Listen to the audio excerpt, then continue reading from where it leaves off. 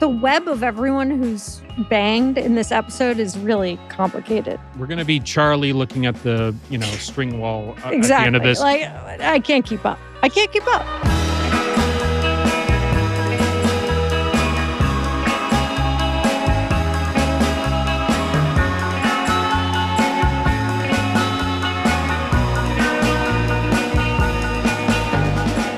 I believe is this your favorite country we're going to be visiting this week? I don't know. Let's not go that far. It's up. I don't pick favorites. I feel like favorite's not the right word, but what about this country interests you and appeals to you? The accents. The different accents. Mm-hmm. That's elaborate. Speak on that. Well, there's a show called Love Island. Okay. Particularly the UK. Is that available on Criterion Collection or, one of the not if it was up to me. It would be. Okay. It would be. No. One of the big box the sets. Ancient texts that is Love Island, season 5. Basically, yeah, I got into the show years ago.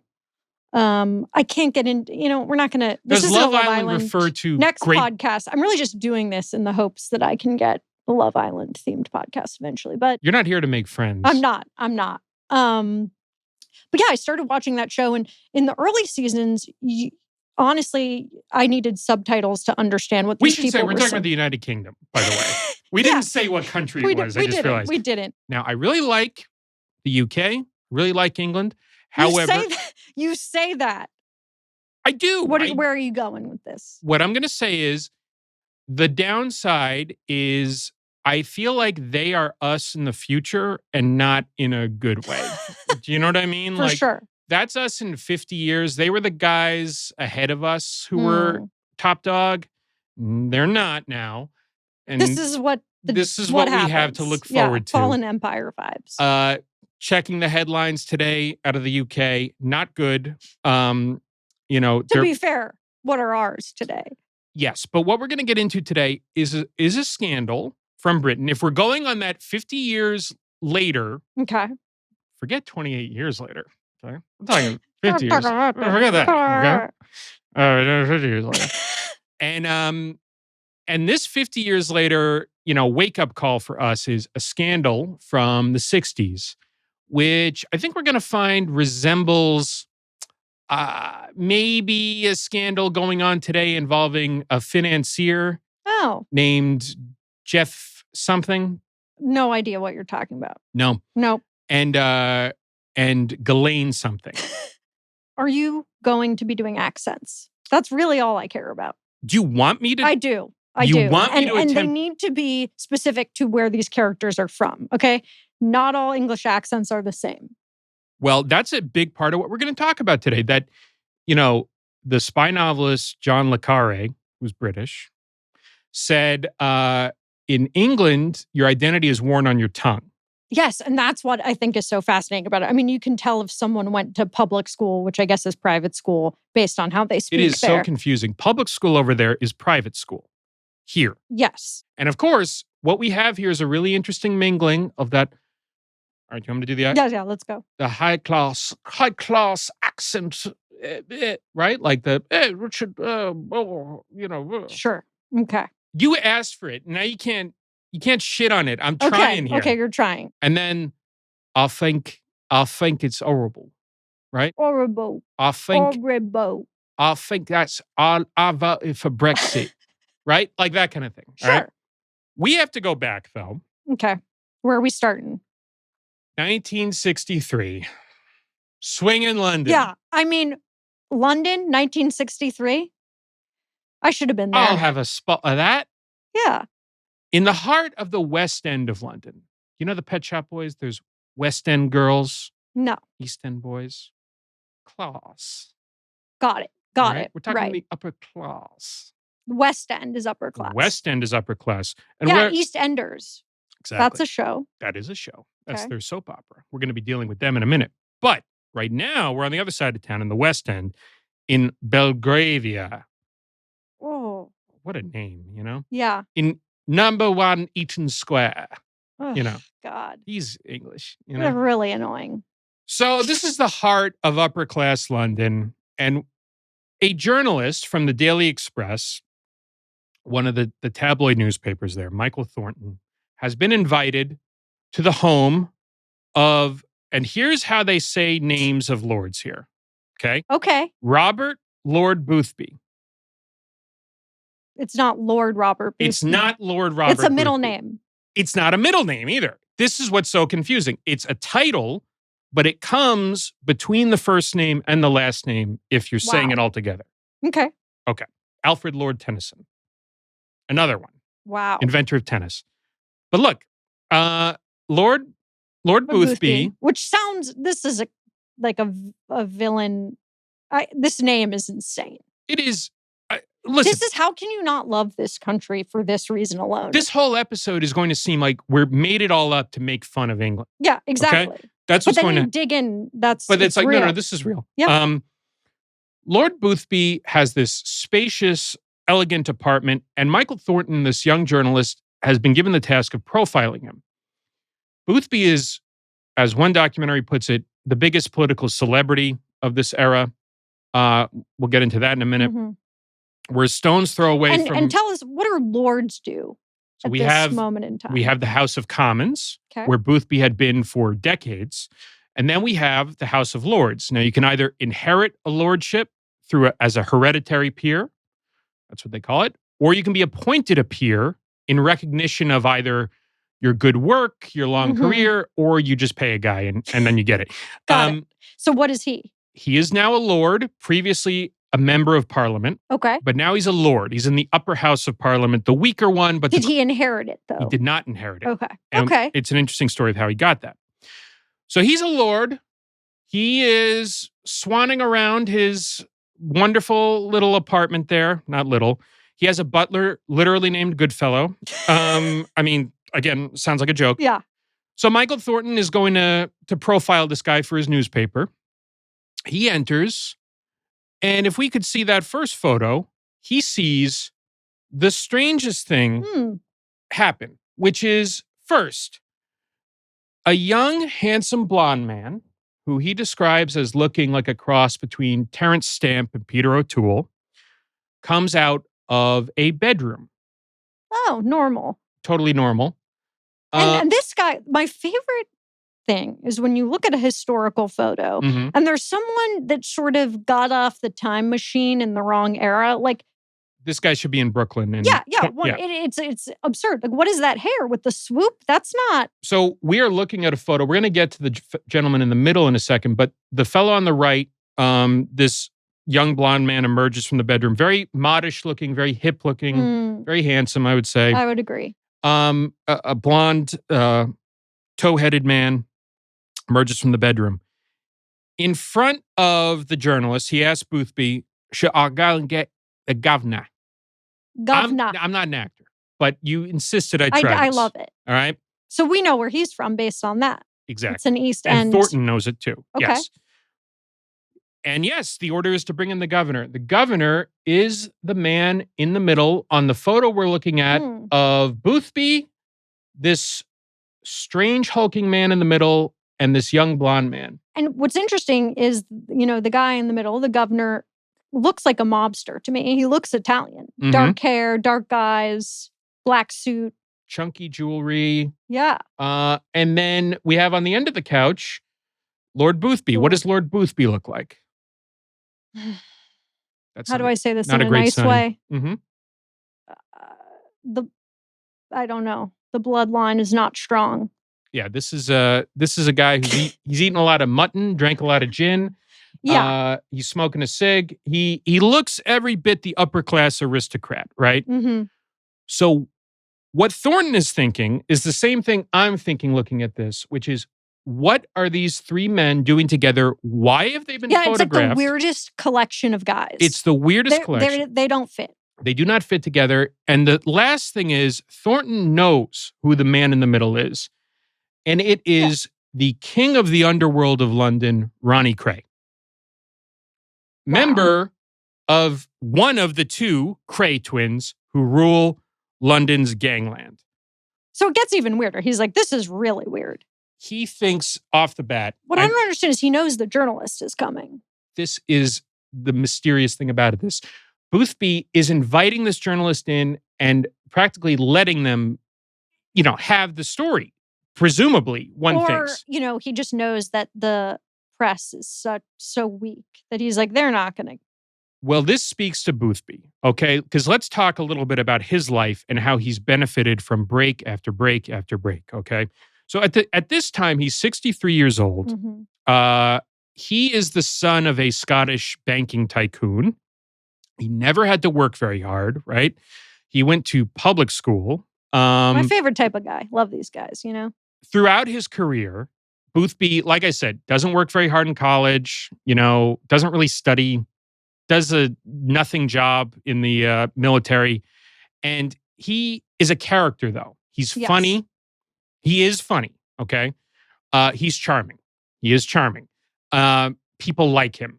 They're drawn to him. And all of these things are important to the conservative party that he's in, because typically conservatives are not like that. They don't have a common touch. He's got a little riz, a little razzle dazzle. He's an assistant in Parliament to Winston Churchill when Churchill is the head of the War Ministry. And that's really the high point of his political career. Incidentally, this is while he's a member of Parliament in the House of Commons, the lower of the two houses. And his career there essentially ends due to the fact that he lies constantly. This is the one problem he has. Actually, not the one problem he has, but one of the problems. One of many. The problem that he has is he lies about everything. So, for instance, he repeatedly enriches himself without declaring a conflict of interest through raising matters in the House of Commons. And on one of these, he gets caught, he gets fired, and Churchill says, you should go work in a bomb defusal job, meaning I hope you blow yourself up. Wow. So he lies constantly, but as time goes on, he's a But that just makes him a good politician, no? Well, yeah, because what we're going to see is the dawn of television starts after World War II. So this guy is made. He's made for this. And what we're going to see with this first clip, his cousin, Boothby's cousin, teeing up him telling an anecdote on This Is Your Life in 1963. And we'll talk about it after we watch it. He told the story that when he went into Hitler's presence. As I got up to him, I was pretty frightened because I knew he's a fairly formidable character. He rose to his feet, clicked his feet together and said, Hitler! And I, for once, rose to the occasion and I clicked my feet and I put my head up and said, Boothby! One problem with that story is it didn't happen. Totally made up. Just one. Not a lie, Or of course it didn't happen. It did not happen. He did not say Heil Boothby to Adolf Hitler. Well, he's writing bits. Come on. Let the man riff. Yeah. He's just going like those. Do you hear that and think that actually happened? I mean, a lot of people did. Well, that's on them. That's on them. You're right. So this is the sort of thing he does. He lies, but everyone kind of loves him. I think you get a sense of the charm in that clip. You just want to sit and have a crumpet with that dude and and a little tea. Or a whole bottle of gin. Sure. Because the other thing That's your thing. Huge drinker. Okay, I was going to say, when I looked at that first photo, he did have that look, He was a little pickled. Yeah. He has that look. He's a big gambler. Part of the reason he probably was involved in all these corruption scandals is that, he was always broke from gambling. And he was also very, very sexually promiscuous to the point that now here, only in Britain, okay? Okay. He had an affair for 30 years with the wife of the prime minister. Wow. Harold Macmillan at this time. And when he finally left the House of Commons, he said to the husband of his mistress, and everyone knew that they were having an affair, he said, put me in the House of Lords. And he did. Okay, that's sort of baller. But the fact that he was a playboy with women masked something else. Was he married? He was married once, divorced very quickly, and it was the cousin of his mistress. Okay. So there was even more scandal. And in fact, the divorce a couple years later kind of helped end his career. He's a messy bitch. Well, this is it. Like, you didn't get divorced back then as a politician. Yeah. So, that was another thing. Okay. Another reason it didn't work out. So he goes to the House of Lords where you don't have to do much, and he's just, partying all the time. But all these women that everyone knows are around him mask the fact that, for instance, this curious item in a newspaper in 1959, riddle of check lost by peer. A mystery remained after a 17-year-old was sent to Borstal, that's like juvenile prison, for forging Lord Boothby's signature to an 1,800-pound check and trying to cash it. The riddle: how the check came into the possession of this cloakroom attendant at Esmeralda's barn in Belgravia. As Esmeralda's barn, that old Keep that in mind, okay? So there's the explanation that he lied about this for some reason, or there's the explanation that a 17-year-old young man was in Lord Boothby's apartment because he asked for a job. Okay, that's one interpretation. Another is that Boothby is a bisexual. Yeah. Now, at this time in Britain... Does that term even exist at that point? No. And in fact, no. Let's just put it that way, okay? Yeah. Now, Boothby, he actually, in terms of his politics, had a decent record. He had been against appeasement prior to World War II. In the 50s, he had pushed importantly, to decriminalize homosexual acts because at this time, homosexual acts were actually against the law. The fact that Boothby was constantly cruising the East End of London for young men is part of a long tradition of upper-class men doing this. So this brings us to... He's very busy.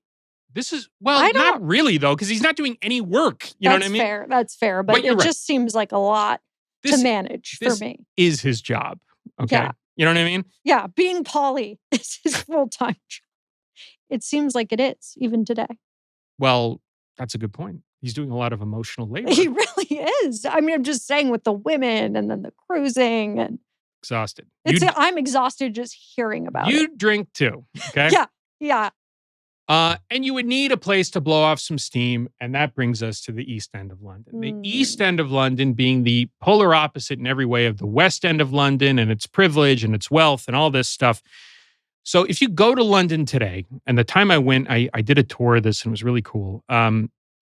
What's called the City of London, the financial center of London, right? And whatnot, literally dating back to Roman times, had walls around it.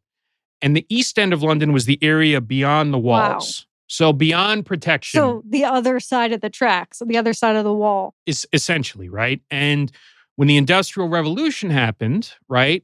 And prior to that, what had always been important was that the Thames River flows west to east. Meaning all the detritus. All the shit in that river. Exactly. It goes there, right? It washes up there. So all the least desirable industries are placed there. The Jack the Ripper crimes happened here. The last Jack the Ripper murder site was still standing at the time the Krays were young men. And it's also a place of immigrants, even today, in fact. But in the 1800s, a lot of Irish come in, a lot of French Protestants fleeing oppression, and then later Jews in huge amounts. Today, it's mostly South Asian, in fact. So there's always been this patronizing attitude towards the East End, but also fixation. Of course. You know, like the other side of the tracks. So when they're going over there and soliciting or cruising or whatever they're doing, are they like in sort of like, is he just going as himself, or is he sort of in a costume or a disguise? That's the word I was looking for. So this is the thing, right? He's not going to see the other people that he circulates with. So he can be a little more, it's a strange thing where each side can be more open when they go to the other side, right? So Boothby is following in a long tradition of gay men or bisexual men who do this. Oscar Wilde wrote about it in The Picture of Dorian Gray, where, you know, Dorian Gray goes to the East End of London for opium, and they imply maybe other things, you know. But there was a long-standing system of what they called molly houses, gay bars, and brothels that men could go to. It's actually part of what put Oscar Wilde in prison eventually. And there's this long tradition of wealthy men going to the East End and soliciting young men, young working-class men for sex, and centered around the number one activity for recreation in the East End, boxing. And it's at one of these boxing matches that Lord Boothby meets, and if we could see that first picture again. The blonde bombshell that we discussed earlier. That blonde looker. So Leslie is an aficionado of the fights.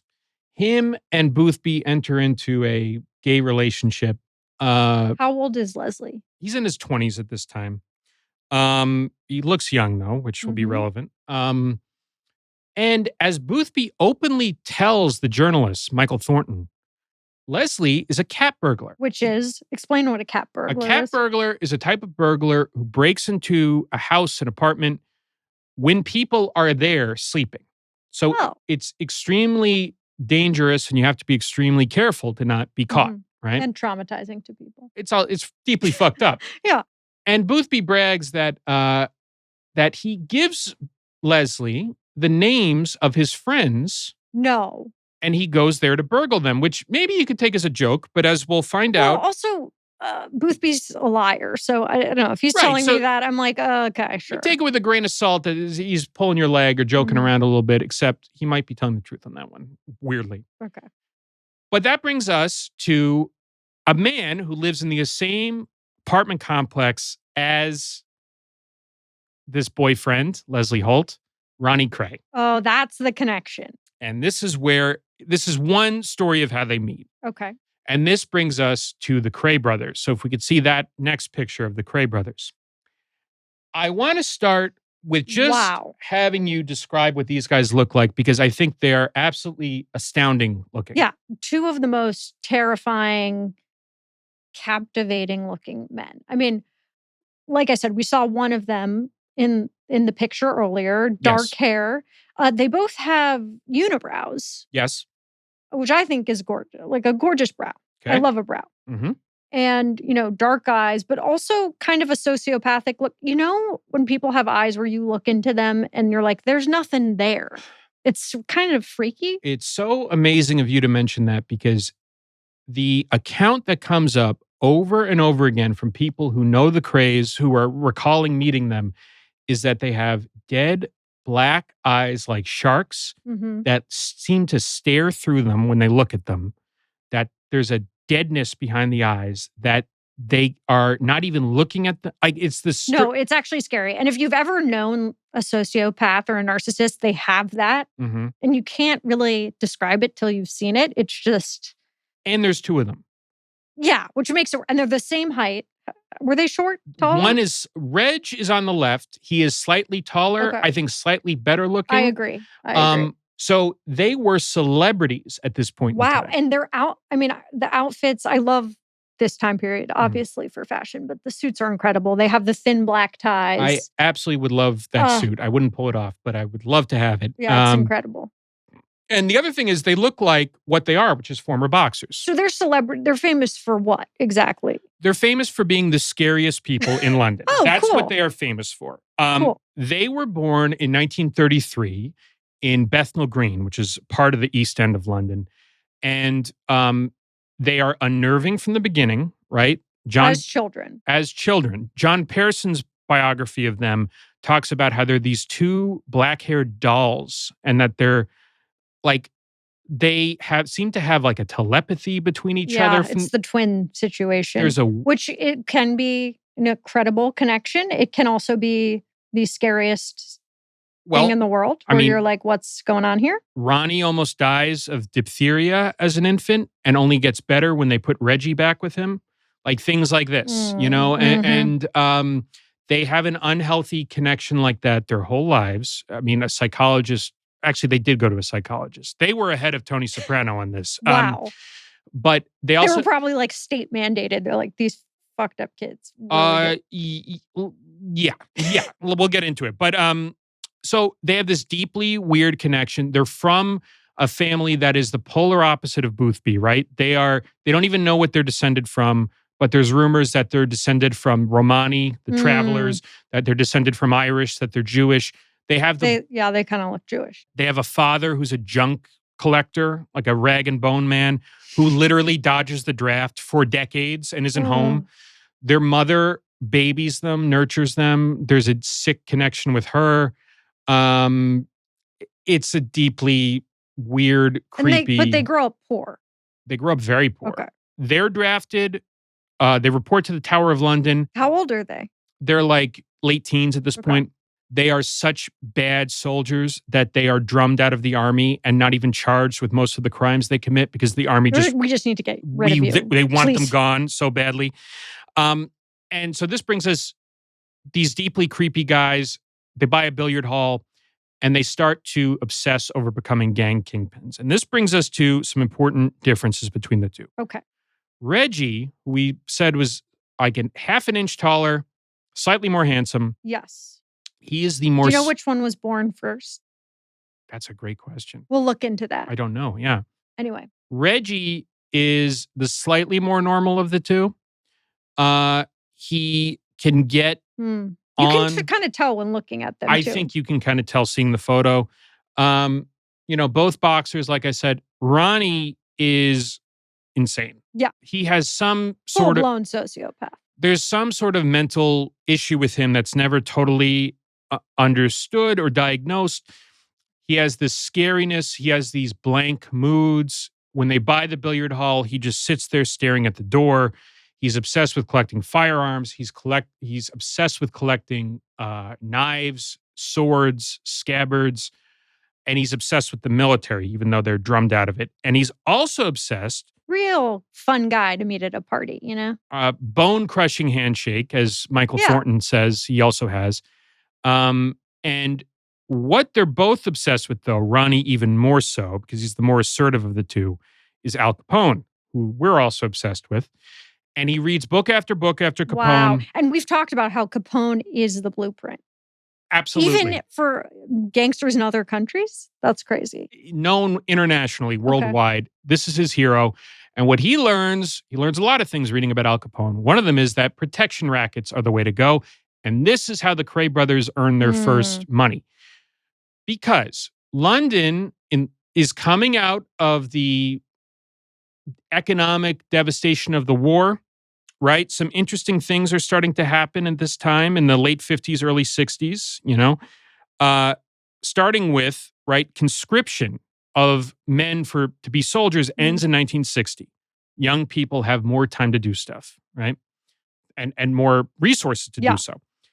Gambling is legalized in 1960. Also important. Wow. They do that thinking it'll take it out of the hands of gangsters. But we know what happens. We're going through this right now. Gangsters realize that they have a chance at legitimacy, right? Totally. There's massive social changes happening. They have what's called the youthquake, right? The Beatles, the British invasion, the Rolling Stones, all these things happening. So all this rock and roll's fun stuff is happening, and they become weird celebrities as they take over more and more protection. We're getting the note, Reggie born first, which I think absolutely makes sense. I knew it. I also really want to know their astrological sign. It's giving Gemini, but if it's not Gemini, what are we doing here? Yeah, I know that. Can we check on that? Jeez. Well, if we can just get a birth date, we might be able to figure it out. Anyways, continue. So this is they're evil twins. They're evil twins. They are, right? And they do something that we talk about a lot, right? Which is if you're a nightclub owner, a bookie, a gambler, any of these things, you can't really go to the police for a lot of your needs, right? No. These guys provide enforcement of the underworld law for a fee, right? Mm-hmm. And this is an important thing about gangsters, right? It's not that protection rackets mean we don't do anything. Like, we're just going to fuck up your club. They do that, if they don't pay. But you actually do get something. Yeah, they're the police to you, correct? That's right. Yes. If someone makes a bomb threat against your nightclub, which did happen, you bring the Krays in and the bomb gets sent back to the guy who totally, et cetera. This really happened, and this is how they start. And these are people that don't, I think we forget that no one is really protecting them, right? You can if you're in a slightly illegal business. Exactly. So. And also, they're not doing anything particularly new. There's all these gangsters who have been doing this for decades, right? Oliver Twist deals with this a little bit. So in You're Dickens's, obsessed with Oliver Twist. we brought it up the other day as like a mob story, right? Yeah. But this is, Fagin is from this area of Mhm. London, right? So all these things have a history and they're just building on it, right? But this brings us to the jewel of their crown, the best thing that they come to own, Esmeralda's barn, right? Now, where have we heard that before, right? Yep. This is the place that employed one of Boothby's boyfriends. That I'm sure Boothby loves just sort of trolling around there. Well, this is the idea. Looking for tail. He's walked into the spider's web, right? Mm. And in Esmeralda's barn, which Michael Thornton, the journalist from earlier, goes to follow up on this story. It is in Knightsbridge, again, the heart of West London. You go up the stairs, you go past the first floor is a lesbian bar, second floor rock club, and then the third floor is Esmeralda's barn, which is a casino. That's kind of cool. They're hitting every market of this time, right? Fuck Burgine. We're going to Esmeralda's barn. And here we are in the third floor casino, and you enter, you're greeted by this insane mascot they have. And I'm going to say his name, Lord Effingham, because that's such a hilarious name. This is a drunken, gambling-addicted lord, a hereditary lord, it should be said. But he's gone to the dark side. He has no money. They pay him 10 pounds a week. Kind of we need the movie. This is what they've managed to do.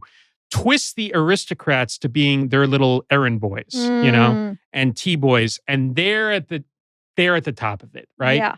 Like a pimp of male sex workers gets into debt with the Kray brothers. So Ronnie takes over his apartment in the West End of London, has a new base, and takes over. Also, he moves in and also takes the guy's boyfriend. Because, oh my God. Here's the other important thing that we haven't mentioned thus far. Ronnie is gay. Mm. Both of them are probably gay. Reggie, even more closeted. One of the stories had that it's kind of hard to know at this time. It's kind of like hard to even know. with Boothby, he's bisexual. It's like, well, he might just be gay. Yeah, and but it's not really clear. It's not clear. And it's not our place to figure it out. It's not my job. No, it's not to put a label. These are men who have sex with men, and we'll just leave it at that, right? Okay. Ronnie, though, he's been closeted in the East End. Now that they're moving more into the West End, he's being more open about it. Okay. And also, it seems like times are kind of changing. They are, which is part of it, right?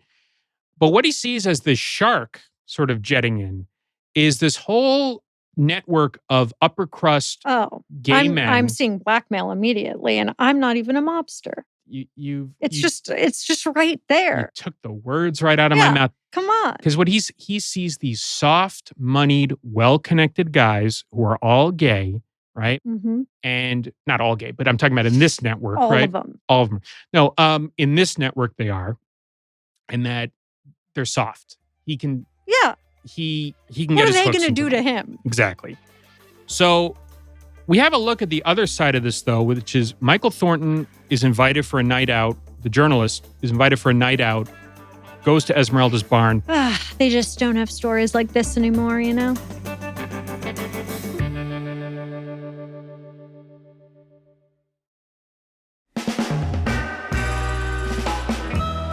You think this is crazy. It's about to get crazier. Okay, I'm excited. First off, he sees when he goes to Boothby's flat before they go over, he kisses Leslie Holt on the mouth in front of him. Boothby does. Boothby. So there's no ambiguity about what's going on here. What is the deal with doing it in front of the journalist? I've been thinking a lot about that. Because it just is. I think it's like, do you remember when the General Stanley McChrystal in Afghanistan had Michael Hastings, the Rolling Stone journalist, embedded with him, and they just said all sorts of shit?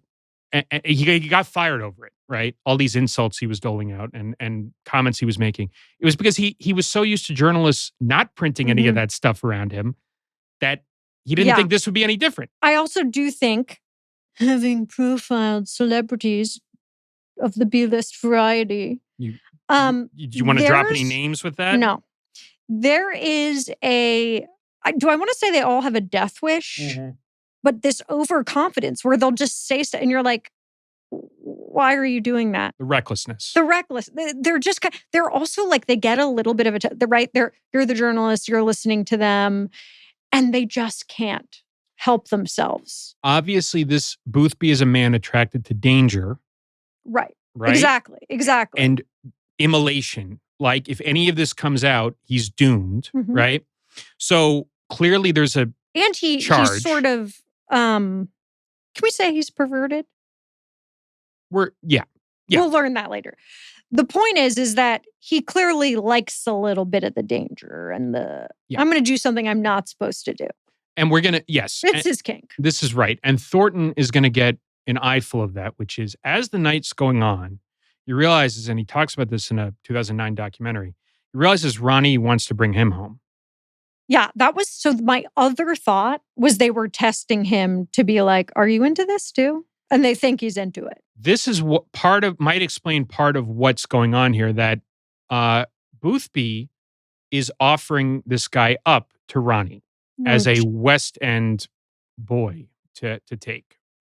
Fucked up, I know.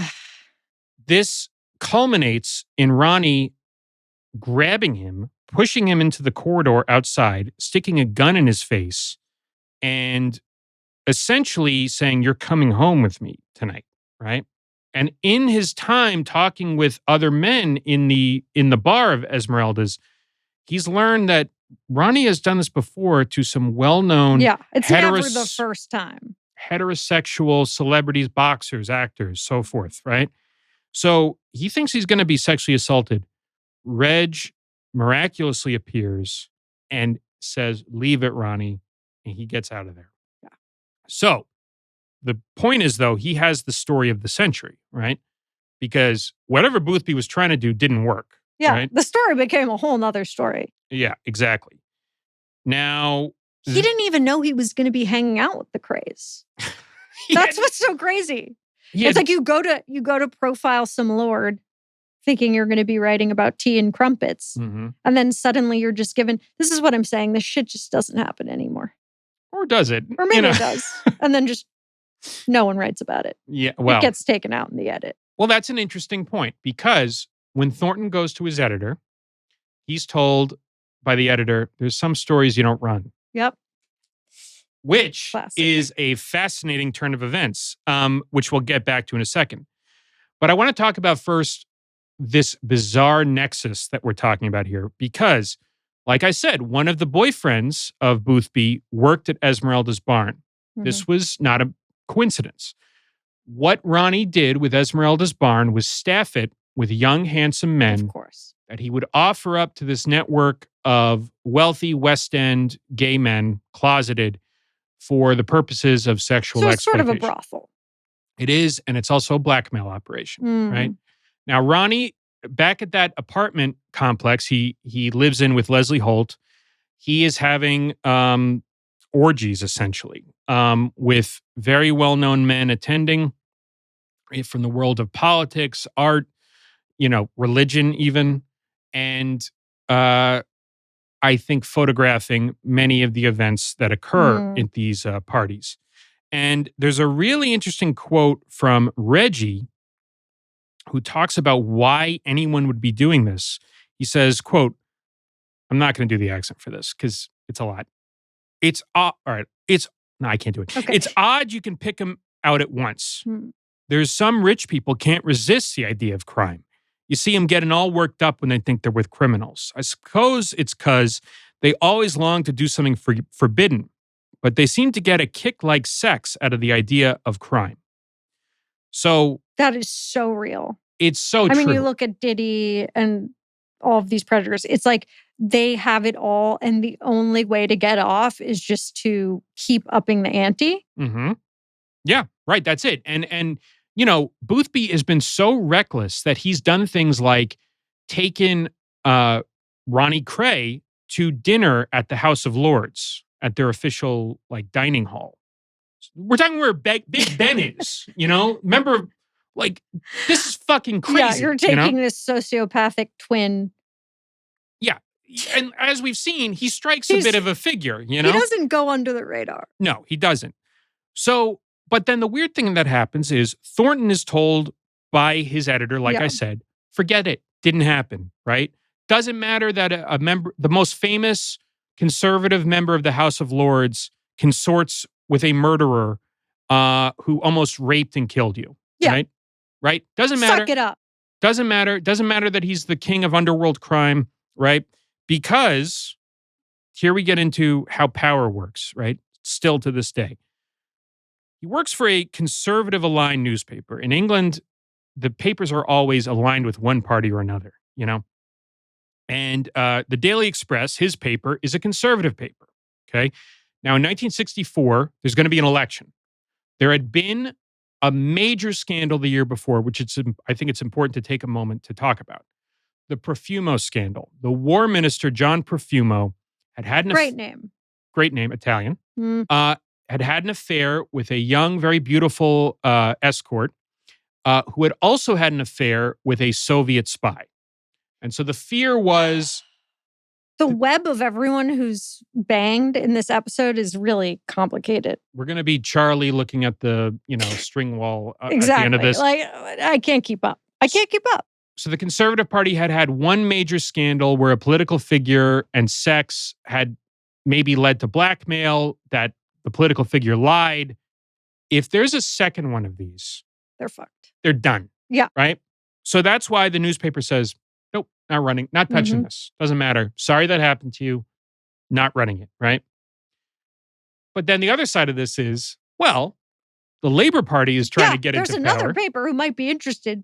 Sorry, buddy. So if we could take a look at those headlines, because of course, the Daily Mirror gets into it. Oh, God. A very good crime reporter, Norman Lucas, has excellent sources within the Met, the police department, and learns, because they've been gearing up to take on the Krays in a serious police operation and put them in prison finally, in the course of their surveillance, what do they see Ronnie doing? They see him partying with Boothby all the time, right?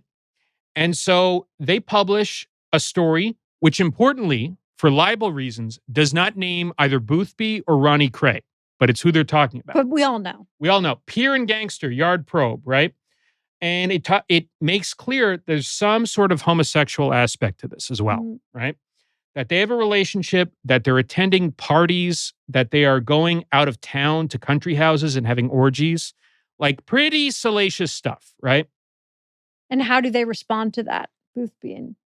Well, that's going to be extremely interesting. The Boothby is in France when the first story runs.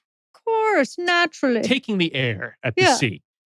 And he later claims he has no idea of what the story is or that if it's about him. It's one of my favorites. I can't read. So, Yeah. You just... What? Now, this is not a joke. The guy he is on vacation with is the publisher of the Telegraph newspaper. Oh, God. So, yeah, he heard about it. Okay. He knows what's happening. A day after this story runs, the photo that we saw earlier of Leslie Holt, Ronnie Kray, and Lord Boothby on the couch comes into the possession of the Sunday Mirror. A photographer comes in and says, here we go. Wait a minute. I photographed these guys together. I have photographic proof of them together, right? And this leads to, a week later, an even bigger one. Now, for libel reasons and for copyright reasons, the picture we must not print. It's almost even better than running the photo. Oh, it's so good. Right? They get to say, today, the Sunday Mirror has in its possession a picture of the highest significance. It shows... That's kind of amazing. They do a great job. It shows a well-known member of the House of Lords seated on a sofa with a gangster who leads the biggest protection racket London has ever known. So they are on the warpath. And this is when, they are panicking, the conservatives, right? Because they are this close to utter immolation, right? Yeah. And it's not good. It's not looking good. Boothby is suicidal. Actually? Yeah, okay. Actually. Because he's going to be toast if this fucking comes out, right? And then something extremely, extremely, extremely strange starts to happen. The first thing that happens is that Boothby gains the services of two very high-powered and respected fixers and lawyers and PR men who are aligned with the Labor Party. Boothby's a conservative.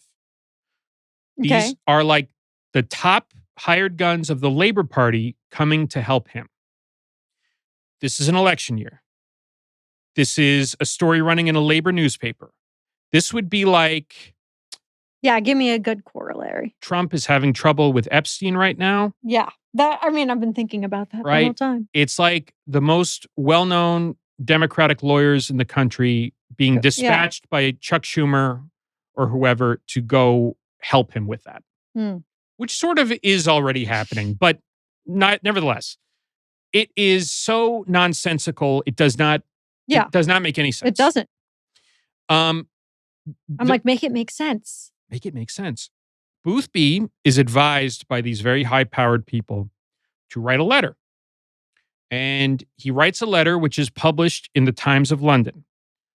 And it is a letter that not only denies all of the charges, but calls it, quote, a tissue of atrocious lies. He essentially says, he does a couple interesting things. The first is he says, I know they don't name me in it, but this is about me.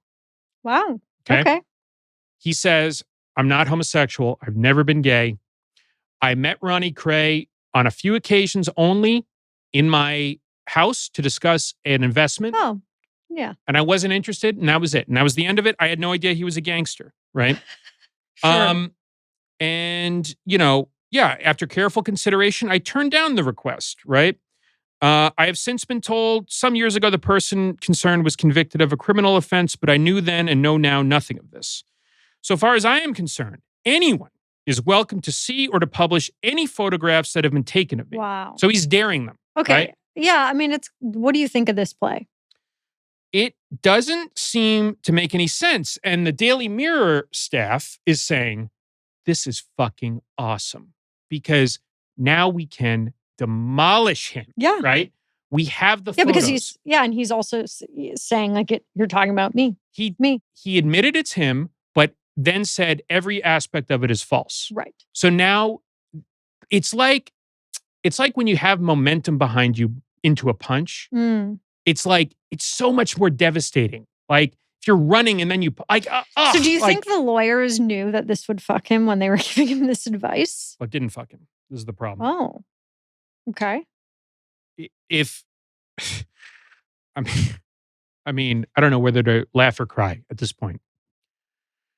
There is then a abject apology that runs a few weeks later in the newspaper, utterly conceding the story to be false, that the Mirror got it entirely wrong, and we apologize unreservedly to Lord Boothby. This is the headline.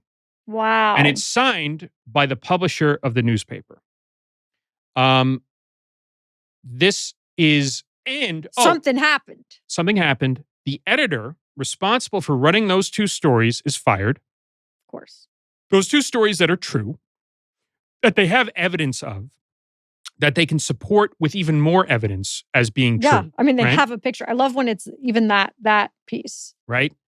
And not only do they apologize and fire the editor, but they settle the matter without even being sued for libel, though Boothby had threatened it, with a £40,000 payment. That translates to about £600,000 today. Well, that's a lot of money, okay? So he's actually cashing out from this. He fucking completely lied in his letter, and he got £40,000 for it. This is what happened. So insane. So what on earth happened behind the scenes? Well, I have an idea. Tell me what your idea is. Well, there's these violent sociopathic twins that are also involved in this. There's no way they didn't get involved. They were involved. And here's what the simple answer is to this, right? You're absolutely right to suspect the hidden hand of the Krays. Boothby's not the only politician they have. Of course not. They know. They have them all. They've They got have them them all. all. Ugh. Because here's the other thing. There's a Labor member of parliament, one of the most well-known Labor members of parliament in the country, Tom Dryburgh, former journalist, former gossip columnist, very well connected. And they gave him a boyfriend too, Mad Teddy Smith, who is captured in some of the photos from that day in Lord Boothby's apartment as well. So if they released all of the photos, they'd also have the boyfriend of a Labor MP in there. And Tom, this is the thing. It's not, it's across party lines, being a pervert. It's just. This is, I remember. Not to say they are for hooking up with men, but these they were very young, correct? If we could see, Daniel, that other photo. This is a photo. Oh, God. That John Pearson discovered a bit later. Now, remember, Boothby had said, I only met Ronnie Kray a few times. It was always in my apartment, which I used as an office, right? I don't know him. I don't know him. It's only to discuss business matters. Here we have a photo from the Society restaurant where Boothby did not live, okay? And what do we see in it, Alana? Out to dinner with the Krays, or one Kray. Mm-hmm. Is that one Kray? That's Ronnie Kray. And then a child? How old does this kid between them look? 14, 15, yeah. Maybe at most. That's the creepiest photo I've ever seen. And everyone else sitting at the table is a Kray gangster. And I love how the kid is in between the Kray and Boothby. Right in between. It is very clear to me what we see in this photo, which is their little boyfriend being toted out. And then we have Maxwell over here. The one woman. We have the Ghislaine of her day. We have the Ghislaine. Like, what the fuck? So this is from it couldn't be more clear what's going on here. And, right? So this is the other aspect of this. The ages of the young men, really not men, being bandied about here, these are teenagers. These are boys. They are the same boys and teenagers Ronnie has been sexually abusing for years, okay? And he's been offering them up to Tom Dryburgh. He's sex trafficking them. And Boothby. Yeah, look, one of Kray's gangsters one night sees Boothby and Kray come into a restaurant and Ronnie make one of these boys go off with Boothby, okay? Like, so this is the disgusting heart of this, right? It's not that they're gay even necessarily. Yeah. It's that they're pederasts, they're pedophiles. Mm-hmm. And this is part of what's going on here, right? But none of this came out. It was all covered up because it's a pox on both houses. We're going to have pedophiles across the board here. All of them are invested in keeping this quiet. So Harold Wilson, who does win the election that year as the Labor candidate for prime minister, sends his top guys over to sew this up so it doesn't bounce back on either of them, you know, because he figures we're still going to win. We just got to make this go away. And an honest editor loses his job. All of the newspapers have to back off because they're not going to touch the Krays again. What happens to our journalist? Oh, well, the message is clear. Do not look at these guys ever again. Yeah. Don't touch Boothby. Don't touch the Krays. And that leads to them being fucking untouchable for years. Oh, my God. On top of that, the police had been planning this operation, right? The fucking cowardly... Yeah, where do they come in? Well, here's the thing. The superintendent of the police totally wusses out. He says, we don't have an investigation of them because he doesn't want to get snared up in this. So here we go. It's like they're always protected by everyone. They're protected by the politicians, the cops. And it's going to take quite a bit, actually, for that to change. Starting with a few years later, March 9th, 1966, Ronnie walks into the Blind Beggar pub in the East End of London. His two Scottish bodyguards, one in the car, one with him. He walks up to a rival small-time gangster and who he knows to be in there. There's a song playing on the jukebox, The Sun Ain't Gonna Shine Anymore. Poetic. Very poetic. Setting the scene. He walks up to the gangster, George Cornell, and he says, well, look who's here. That's not, you know. I'm never going to be an actor, but you get the idea. I get it. And he raises a Luger and shoots George right through the head. This is in front of witnesses. It's in broad daylight, and nothing happens. Yeah, of course. Just Ronnie's obsession. I mean, the sickness of these two men. They want to be in, like, Ronnie's in it for the violence. Like, Reggie, for a time has this skilled gang running and hemming along here while Ronnie's in prison, and it's all smooth. It's all slick. They're doing business with the mafia in America. They're reaching heights higher than ever seen before by a British firm, right? But they're fucking crazy. Do you think, I was thinking about this, right? Like, there's some mobsters who kill people, maybe don't particularly like it, but see it as a means to an end. And then there's other ones where the violence really is the point. But does it actually matter? Like, does intent matter? It's like you're still killing people. I mean, I think that they could have had a life. No, actually, they couldn't have had a life where they just took the money and didn't do this, because Ronnie was fucking nuts. Yeah. And he was in it for the violence. They're sickos. And he wanted to kill somebody. Yeah. Right? So he wastes it on George Cornell, who's a nothing, who's just a small-time gangster. Reg murders another small-time loser gangster in grisly circumstances after, Reg's wife killed herself because she was miserable in the marriage. He has always felt like a wuss and is always goaded by Ronnie to kill someone. So finally he kills this loser drug dealer. It's a mess.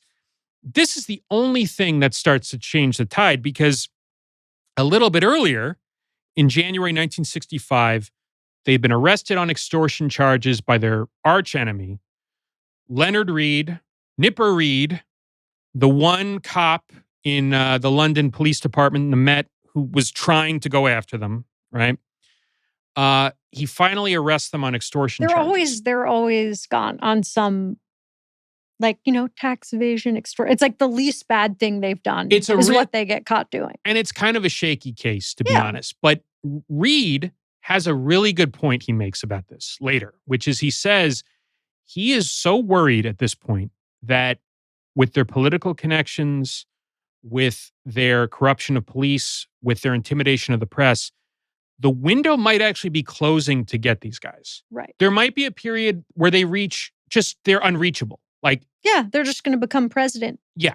And never leave office. And right. And that they can't dislodge these guys. Yeah, we gotta get him. Tell me we get him, Dan.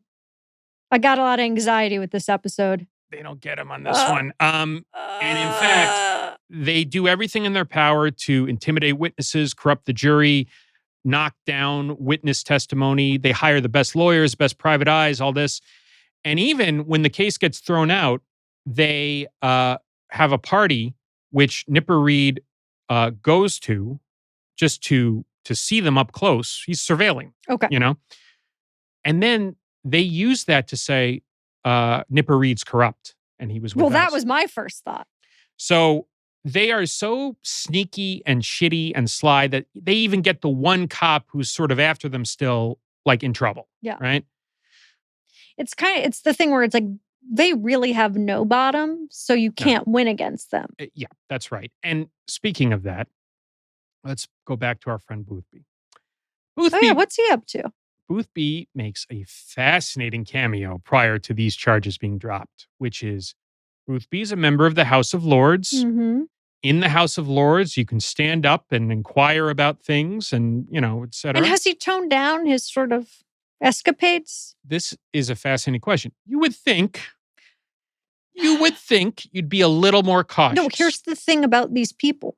They always, they just keep pushing it further. The death wish. Here we go. You got that right. Okay. Because what he does is he stands up in the House of Lords and asks why the Kray brothers are being held without bail on this case. You mean he doesn't even know them. I don't even know her. I don't know he her. doesn't even know. Yeah. It is such a breach of the etiquette of the House of Lords. He is shouted down.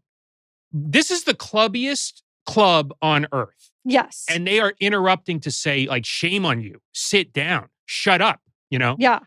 I'm sure they all know about They all know. And this is so blatant and out in the open. You don't interfere in ongoing legal cases like this, ever, first of all. But second, Doing this after you won a libel, like a settlement. The embarrassment. Saying you don't know these guys, right? The shame. And it's because he's being blackmailed. I know, I was going to say, he didn't just do that out of the goodness of his heart. He had a gun to his head to do that. Yeah. Because Ronnie has photos of this guy doing God knows what, right? Though that $40,000 settlement, that went straight to the Krays, okay? Just put it in this guy's account. He did not get a dime of that, you know? So this is what's going on, right? Like, and the one thing that they fear is Nipper Reed, though, because they can't buy this guy and they can't shake him. I'm surprised they don't just kill him. They're so insane that they might have, you know. Instead, Ronnie contents himself with, and this is true, buying a pet snake that he names Nipper Reed. Okay, that's kind of baller. And he would sit in his flat with his snake around him. Like Britney Spears at the VMAs, just, yeah. Doing the toxic video.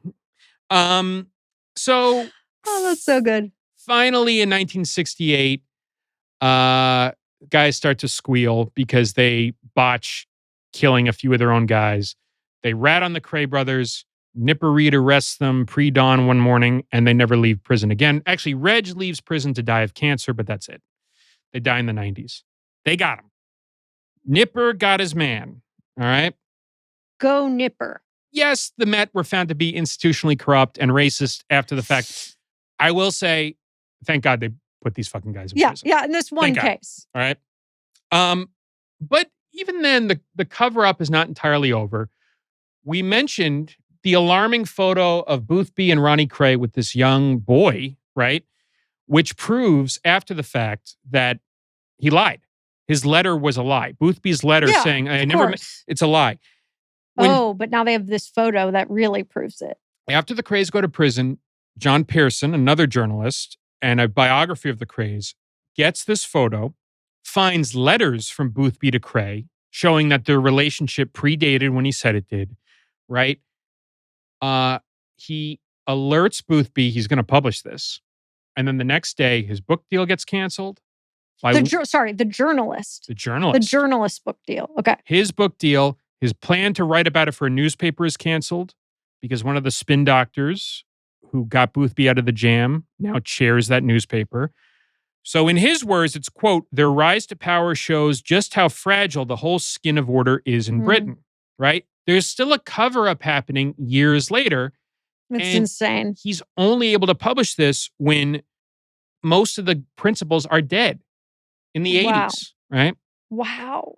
So there wasn't really any sort of justice in this story. Not really. And Which usually there is in our stories. There usually is some. And MI5, their files are still partially classified on this, protecting names of people that are still alive. They may have been deceased, but they keep kicking the can down the road. This speaks to a scandal that is very reminiscent of that of the Krays to me, right? Which is that of Jeffrey Epstein, okay? Jeffrey Epstein being a prolific sexual abuser, and it seems like blackmailer, right? Sees guy after guy coming along who's just an easy target to blackmail, to twist, to manipulate, right? And he can offer all these young girls to them and then, use it to blackmail them, right? He can intimidate the press into not covering it. He can intimidate the authorities. Because he's got them all in every facet of society. That's the thing. That's how you do it. This is it, right? I mean, Epstein, as we are recording this, we know now the ties between Epstein and Trump run deeper than anyone knew, right? By the time this episode comes out, Ghislaine Maxwell may have been pardoned. That may be in the offing, right? Yeah, or she'll mysteriously die. We are also in a period now where the press is being intimidated into shutting up with these very scummy libel settlements. They just threaten libel, even though it's a complete lie, guys like Trump, and they pony up. The bosses do, not the journalists. Right. The bosses pony up because they don't want to face it, right? Yeah, or also like the entire paper will go down. Like these newspapers and magazines can barely stay afloat, and they definitely can't handle fighting libel cases. And the universities are doing that too. Yeah. Now, in the case of the Krays, the cost was the lives of two or 3 relatively minor criminals. Okay. Scumbags that nobody's going to miss. Okay. That's me editorializing a little bit. It could have been a lot fucking worse, though. I'll tell you that. And we know for sure, because we never dug into it, the sexual abuse of who knows how many boys was horrible. never touched at all. Like, they got him for the murders. That's it, though. We're not ending on the nicest of notes here. Okay. The most uplifting of notes. This episode really gives me the warm fuzzies, you know? But with that said, if there is a lesson, it's that you do have to fight these guys tooth and nail. Like, you just, like, it seemed like the Krays were untouchable. And, you know, there were honest journalists, there were honest cops, honest politicians. And they did go to jail. Who did resist this and put them in fucking prison where they belonged, right? And all we can say is, like, it's like what one Sicilian prosecutor said, you know, the mafia had a beginning, it had a middle, it can have an end too. And we can end it. That is within our power to do, you know? Wow, you're giving me hope. This Epstein thing is the most serious scandal of Trump's entire political career. And I really think And it's also, you're finally starting to see some of these cult members who I thought would never turn their back on him and be like, oh. I mean, if he pardons Maxwell, I don't know if it's going to go down the way he thinks it does. That might really fucking blow up in his face. I have to hope it will, because otherwise there is no fucking God. So, thank you. Thank you we'll see you next week. in. Yeah. Bye.